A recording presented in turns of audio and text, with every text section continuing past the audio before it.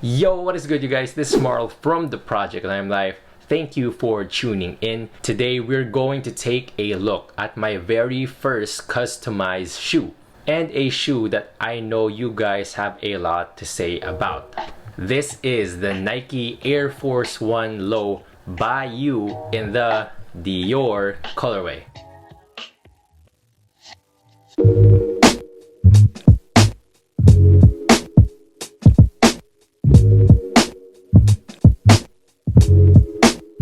Welcome, you guys. I appreciate you tuning in. Today we will be dissecting these customized Nike Air Force 1 lows, and we will see if they really are worth the buy.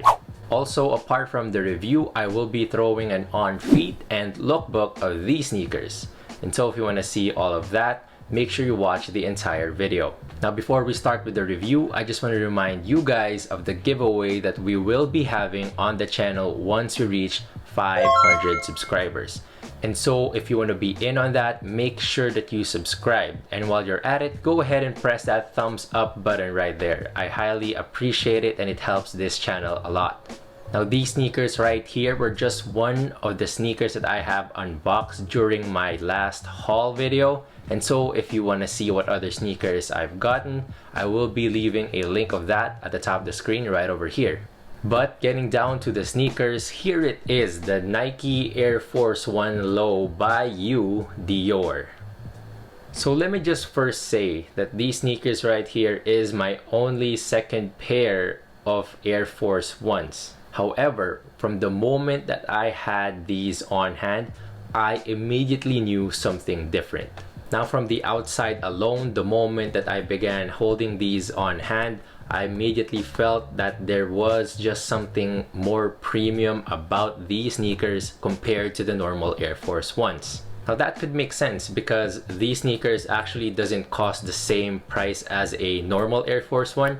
Now, these customized sneakers actually cost me 6,745 pesos, or roughly 130 bucks. Now, these shoes were made to be available to be customized over at the Nike Philippines website for only a certain amount of time. Now, I have been browsing the Nike PH website for a long time already, and actually the time that I got this was about, I think, the second or third time that they actually restocked this palette.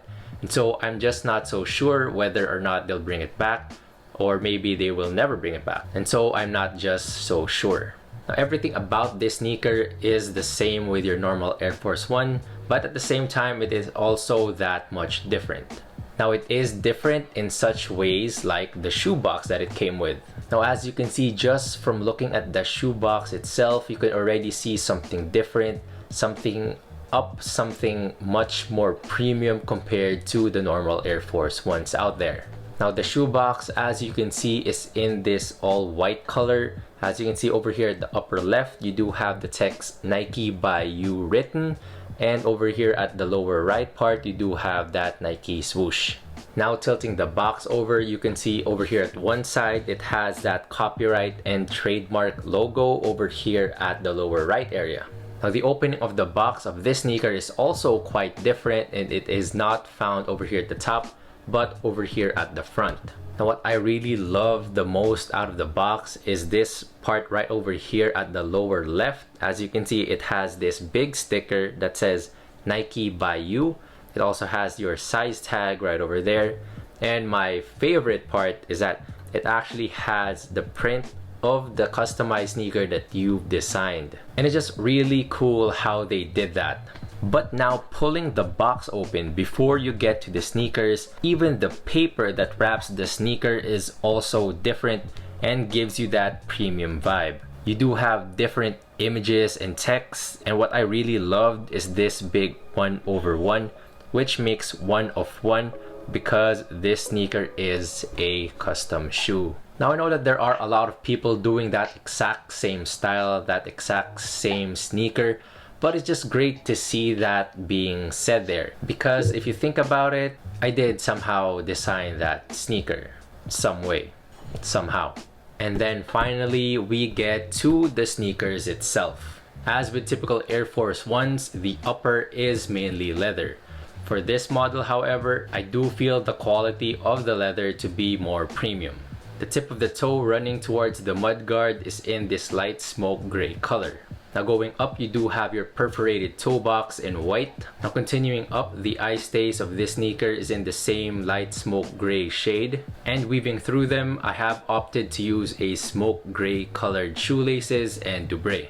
Underneath the laces, you have a white leather tongue, and over at the top, you have this leather tag with the Nike Air branding stitched both in light smoke gray. The leather on the tag does seem to look a bit more crinkly compared to the rest of the upper.